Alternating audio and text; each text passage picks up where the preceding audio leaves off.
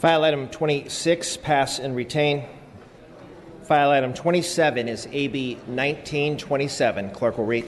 Assembly Bill 1927 by Assemblymember Lackey, an act relating to criminal procedure. Members, please give your attention to Mr. Lackey. Mr. Lackey, you may open. Yeah, thank you, Mr. Speaker and members. The bill that I have before you at this particular moment is a very simple bill, but a very important bill, because it may result in the saving of lives of our peace officers. What it has to do with, members, is AB 1927 creates an exception for when officers issue a citation through the electronic notice to appear process, that violators do not need to have an exact signed copy of their citation when this electronic citation is given, unless specifically requested. Because I could tell you from my own observations and my own experience that the amount of time an officer is exposed to traffic is a very critical time. And so whatever we could do in our pragmatic policy to reduce that exposure is very, very critical. And I ask for your aye vote. Thank you, Mr. Lackey. Seeing no discussion or debate on the item, the clerk will open the roll. All members vote who wish to vote. All members vote who wish to vote. All members vote who wish to vote. The clerk will close the roll. Ayes 72, no 0. Measure passes.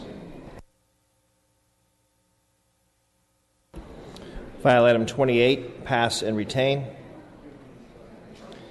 We're moving to file item number 29. That's AB 2245 by Mr. Cooper. Clerk will read. Assembly Bill 2245 by Assemblymember Cooper, an act relating to firearms. Mr. Cooper, you may open. Thank you, Mr. Speaker.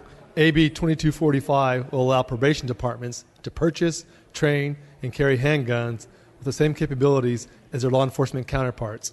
This bill will help law enforcement agencies work with the same tools and coordination in their day-to-day duties. I respectfully ask for your aye vote. Thank you, Mr. Cooper. Seeing no members seeking recognition, the clerk will open the roll. All members vote who desire to vote. All members vote who desire to vote.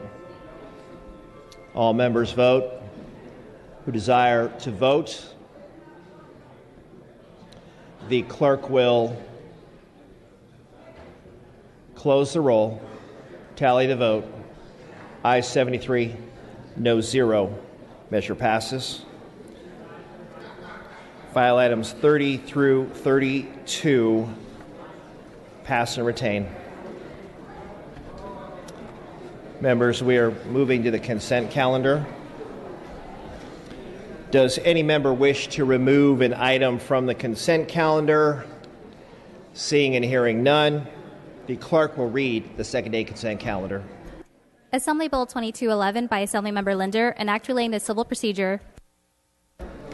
The clerk will open the roll on the consent calendar. All members vote who desire to vote. All members vote who desire to vote. This is consent calendar, members. All members vote who wish to vote on the consent calendar. Clerk will close the roll, tally the vote. Ayes 75, no 0. The consent calendar is adopted. The clerk will read the remaining bills on the second-day consent calendar. That was the only bill on consent. Members, we are moving to announcements and adjournments in memory. The following members were granted prior permission to speak on an adjournment in memory. Members, I'm going to ask that you take your seats. Members, please find your seats.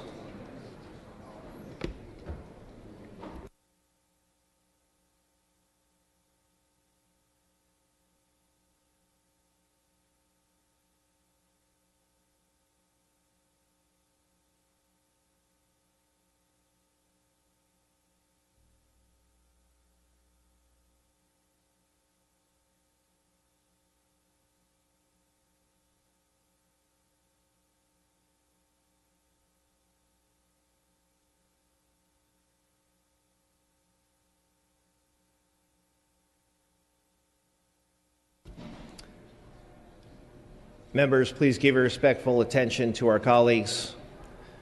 Mr. Cooper, you are recognized for your adjournment in memory.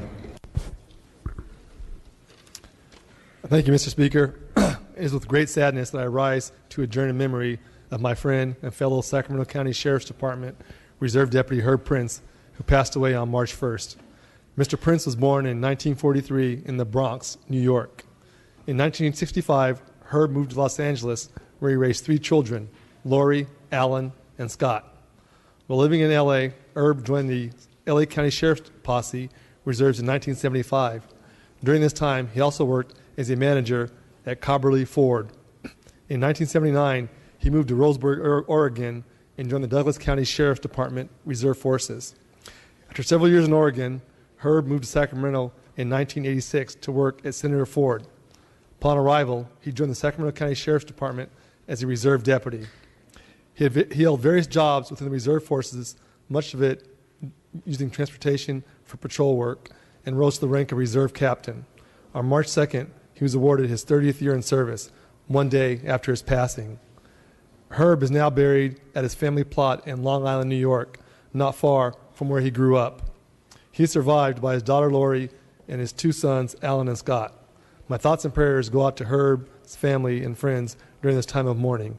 Colleagues, thank you for this opportunity to adjourn in memory of Herb Prince. Thank you, Mr. Cooper. Mr. Gordon, you are recognized for your adjournment in memory. Thank you, Mr. Speaker. I rise today to request that the Assembly adjourn in the memory of Andy Grove. Andy was a giant in the Silicon Valley. He was a longtime CEO and chairman of Intel Corporation.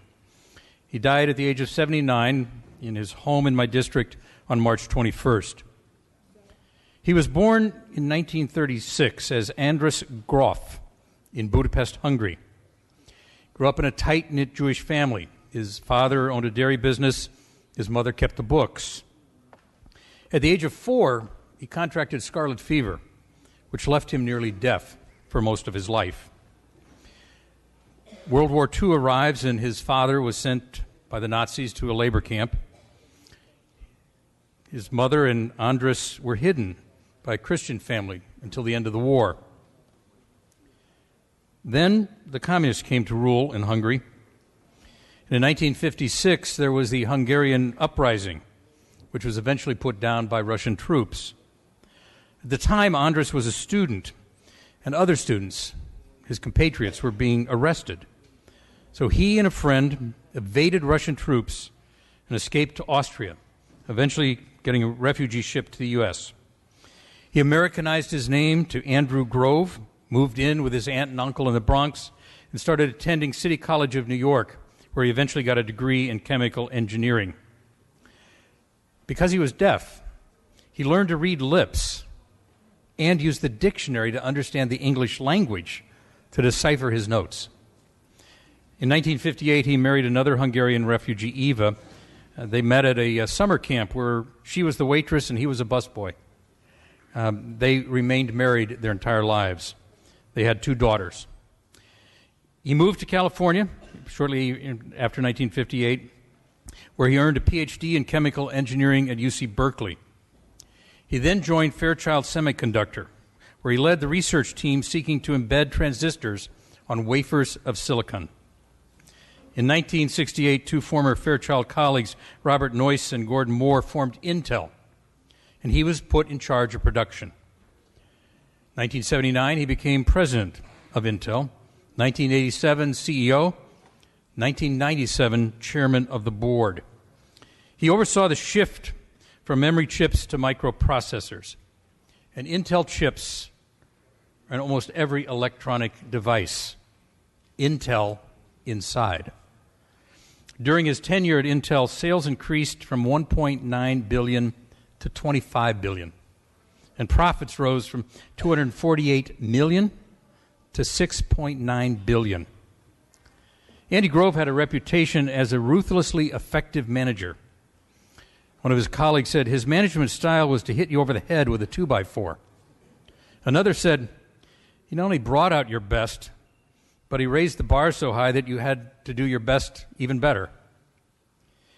In his last years of life, he battled prostate cancer and Parkinson's disease, and he donated large sums to research on these diseases and to other charitable activities. Time magazine named Andy Grove Person of the Year in 1997. He's quoted as saying, "Success breeds complacency. Complacency breeds failure. Only the paranoid survive." Andy Grove was really, in many ways, the father of the Silicon Valley.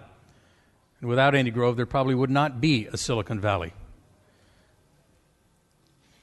A refugee to this country, became a great American, a great Californian, and I ask today that we adjourn in his memory.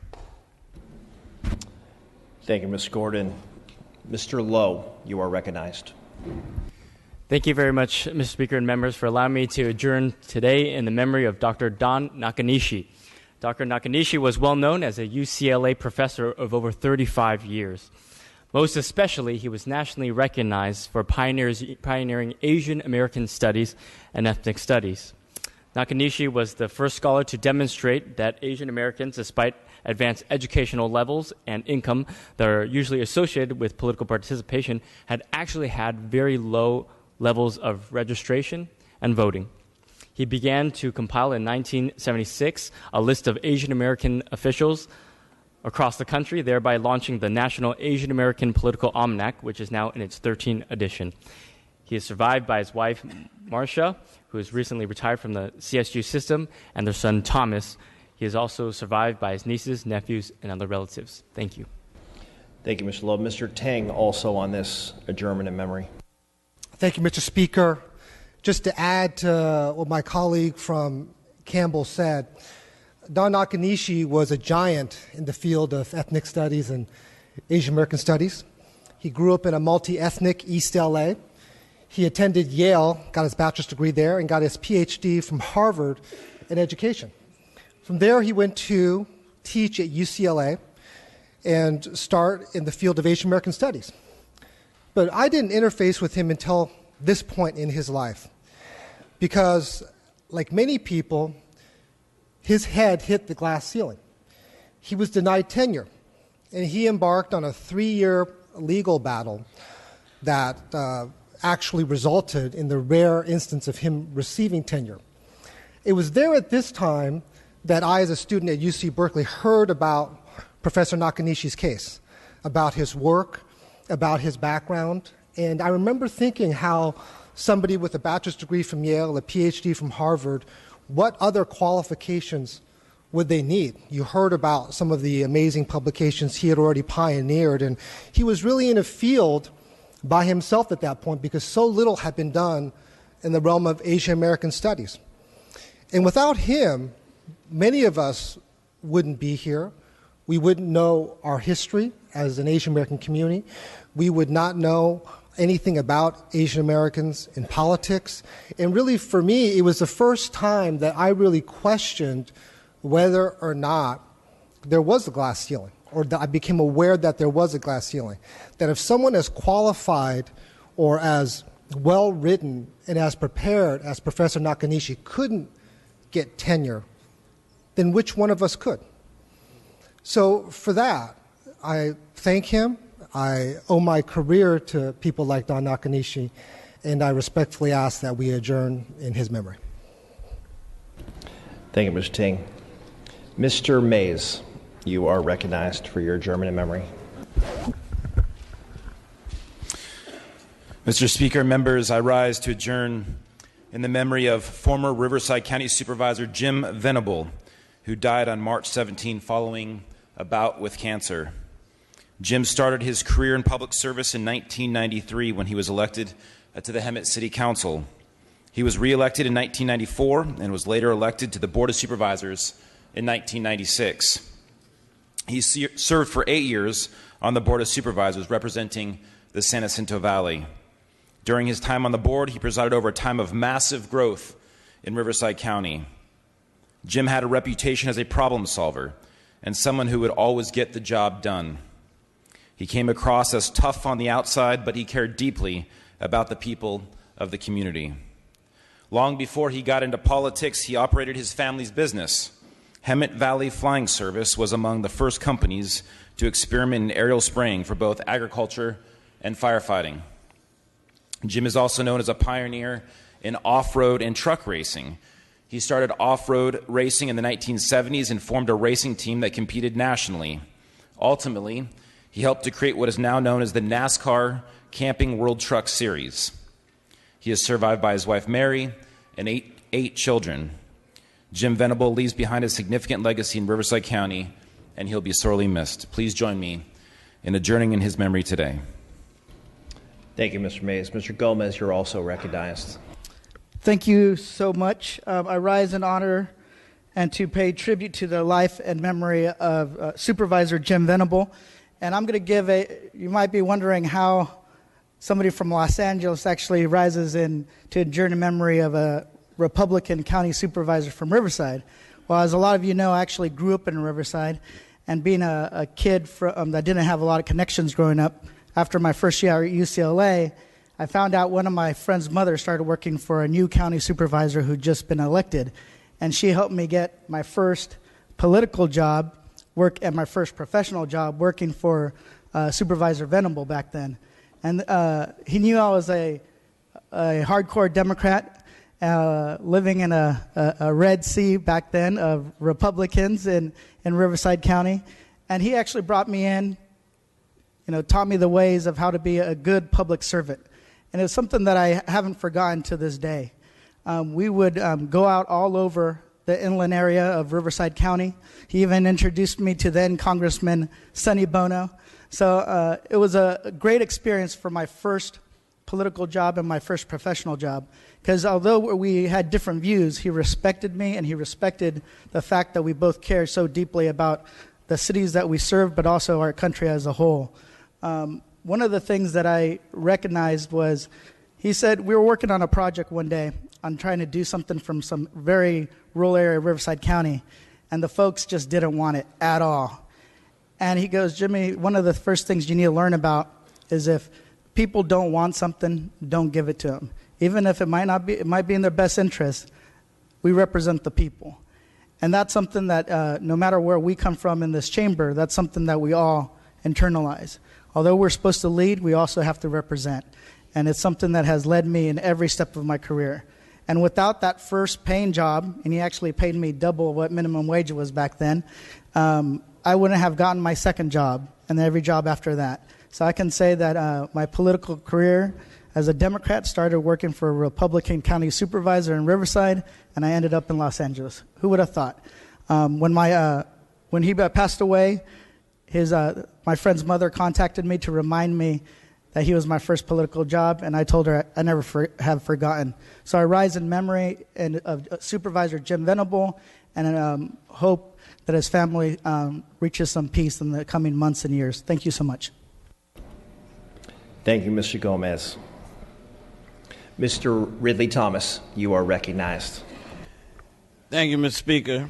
Colleagues, I rise to ask this body to adjourn in the memory of Bill Rosendahl, a constituent of the 54th Assembly District. He passed away in Mar Vista at his home, surrounded by friends and family after a 4-year battle with cancer.